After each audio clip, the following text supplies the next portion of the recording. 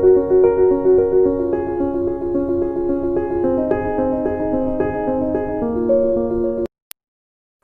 Morning बच्चों। आज मैं आप लोगों को पाठ 15 गुरु शिष्य पढ़ाने जा रही हूँ। इसका आधा भाग पढ़ा चुकी हूँ। आज हम लोग आगे की भाग को देखेंगे। तो आगे क्या कहता है वो शिष्य। यद्यपि मेरी मानसिक हालत बहुत पस्त थी, मतलब उसकी मानसिक हालत उतनी अच्छी नहीं थी, वो ज़्यादा तेज भी नहीं था। कानपुर की याद बेहद सता रही थी और बनारस अपनी सारी गरिमा के बावजूद निहायत अनजान सा लग रहा था।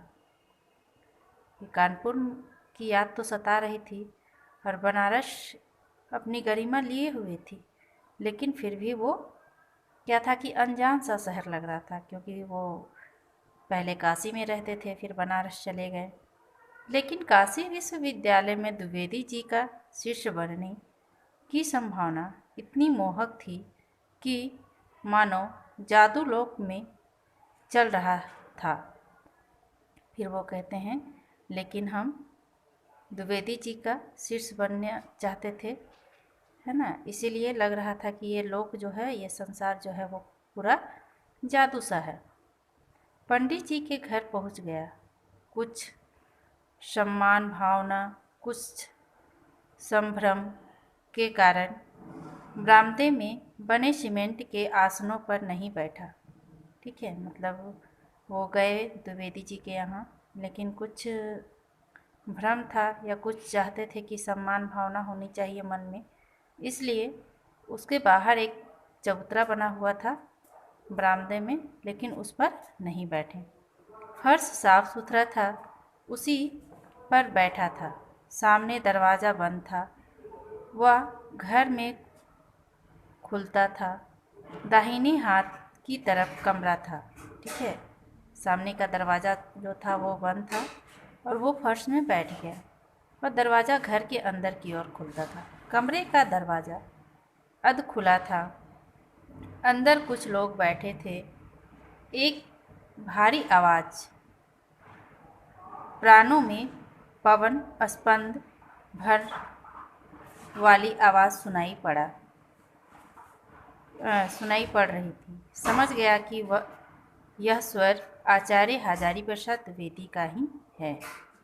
फिर वो कहते हैं कि कमरे का दरवाज़ा जो था वो आधा खुला हुआ था। ऐसा लग रहा था कि वो आवाज़ हजारी प्रसाद द्विवेदी जी का ही है।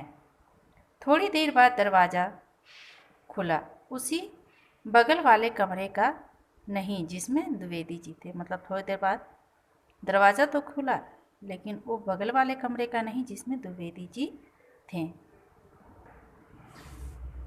द्विवेदी जी के आगात व्यक्तित्व से बात कर रहे थे। मतलब द्विवेदी जी जो थे वो किसी आगात, मतलब कोई व्यक्ति आया हुआ था, उससे बात कर रहे थे। आगात मतलब आया हुआ व्यक्ति। सामने का दरवाज़ा गोर वर्ण की एक लड़की 10-12 वर्ष की निकली। मतलब सामने का दरवाज़ा खुला और गोर वर्ण यानी गोरी रंग की एक लड़की निकली। दोनों हाथ जोड़कर प्रणाम किया। पास में रखे एक मोढ़े को उठाकर मेरे पास रख दिया। फिर पास में एक मोढ़े रखा हुआ था, यानी बैठने का आसन के टाइप का, तो उसको उठाकर मेरे पास रख दिया। ज़मीन पर क्यों बैठे हैं, इस पर बैठिए। और कहा, वो लड़की कहती है कि ज़मीन पर क्यों बैठे हैं, इस पर बैठ जाइए। उसके व्यक्तित्व और वाणी में अद्भुत विनम्रता एवं शालीनता थी। द्विवेदी जी की ही पुत्री हो सकती थी। वाह! फिर वो छात्र बोलता है, शिष्य, कि ये द्विवेदी जी के ही पुत्री हो सकती है, क्योंकि इसकी वाणी में अद्भुत विनम्रता है, कितनी शालीनता है इसमें। वाह! बाद में ज्ञात हुआ कि वह द्विवेदी जी की सबसे छोटी पुत्री भारती अर्थात मुन्नी थी, है ना। बाद में उसे पता चला कि ये भारती है, जो द्विवेदी जी की पुत्री है, जिसका घर का नाम क्या था, मुन्नी। कमरे में बैठे एक एक आगात चले गए। मुन्नी ने शायद पंडित जी को बता दिया था कि कोई बाहर बैठा है। ठीक है, बाहर कमरे में जो आए थे वो चले गए। फिर मुन्नी उसे बताया कि बाहर कोई बैठा हुआ है। वो बाहर आए में संभ्रम उठ खड़ा हुआ। लंबी भारी काया, खद्दर की सिली हुई बाहकटी जिसमें जेब होती है पहने हुए थे, है ना। जब वो बाहर निकले तो उसे देखकर अचानक से वो खड़े हो गए। और कैसे थे वो? तो आधा खद्दर की पहने हुए थे जो बाह कटा हुआ था और उसमें जेब भी था। गौरवर्ण पैरों की उंगलियों को स्पर्श करती हुई धोती दाएं पैर की पिड़ली को बाएं पैर के पीछे ले जाकर उसे लपेटते हुए उंगलियों से बाएं पैर के पंजों को खुजलाते हुए पंडित जी मेरे सामने खड़े थे। मैंने लपककर चरण स्पर्श किया। कैसे आए हो? आपकी शरण में आया हूँ। फिर वो लपक कर उसके चरण को स्पर्श करते हैं और वो पूछते हैं कि कैसे आए हो? तो वो शिष्य बताता है कि मैं आपके चरण में आया हूँ, और आकर वो उनको प्रणाम करते हैं। धन्यवाद बच्चों।